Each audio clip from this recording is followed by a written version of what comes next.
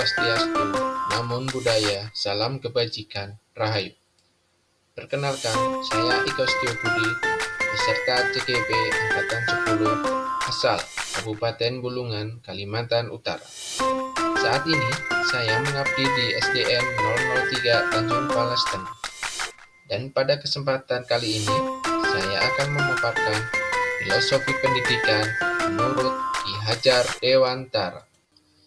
Filosofi pendidikan menurut Ki Hajar Dewantara yang pertama yaitu pendidikan dan pengajaran tidak dapat dipisahkan.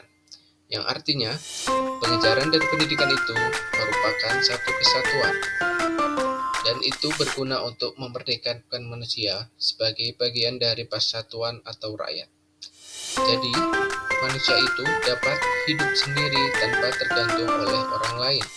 Sehingga dapat dikatakan manusia dapat merdeka lahir maupun batin. Filosofi pendidikan menurut Ki Hajar Dewantara yang kedua yaitu dasar-dasar pendidikan yang menuntun.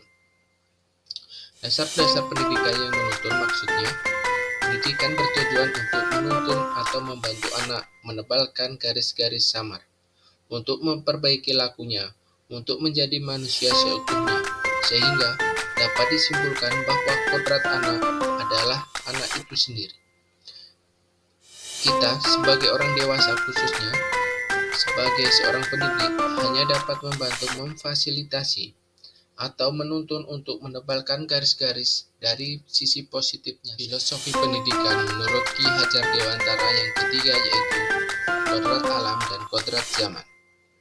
Kodrat alam dan kodrat zaman maksudnya, kita sebagai seorang pendidik wajib terbuka terhadap perkembangan zaman. Kita mendidik anak sesuai dengan zamannya. Misalnya, di Kabupaten Bulungan ini terdiri dari berbagai macam-macam suku, agama, budaya, dari para pendatang di Kabupaten Bulungan ini, sehingga di sini anak-anak dituntut untuk bersikap lebih toleransi terhadap berbagai macam budaya yang ada, tetapi tidak meninggalkan budaya aslinya. Filosofi pendidikan menurut Ki Hajar Dewantara yang terakhir atau keempat yaitu budi pekerti. Budi pekerti semakin berkembangnya zaman, semakin berkurang pula nilai budi pekerti seorang.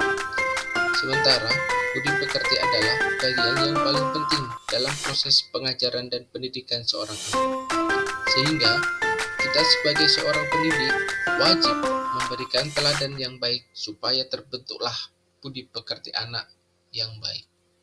Dari keempat filosofi tersebut, beliau tuangkan ke dalam 3 semboyan, yaitu yang pertama, Ing Ngarso Suntulodo, yang artinya, sebagai seorang pendidik, kita wajib memberikan contoh atau teladan kepada peserta didik kita.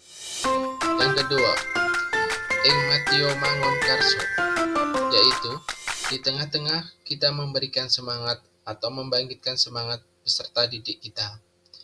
Yang ketiga, Tut Muri Handayani, yang mengandung arti kita memberikan dorongan kepada anak dari belakang.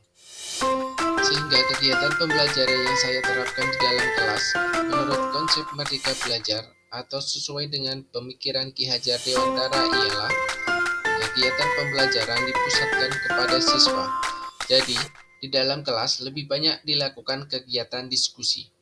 Saya sebagai seorang guru hanya memfasilitasi atau sebagai fasilitator untuk anak berdiskusi, karena pendidikan itu tidak boleh dipaksakan.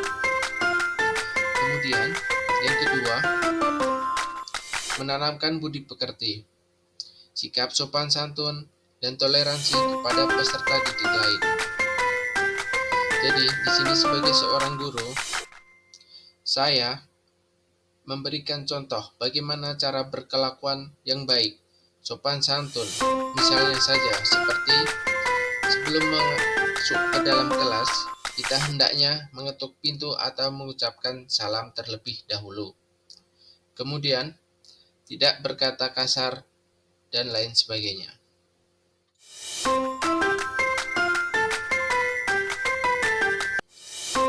Sekian dari saya. Terima kasih.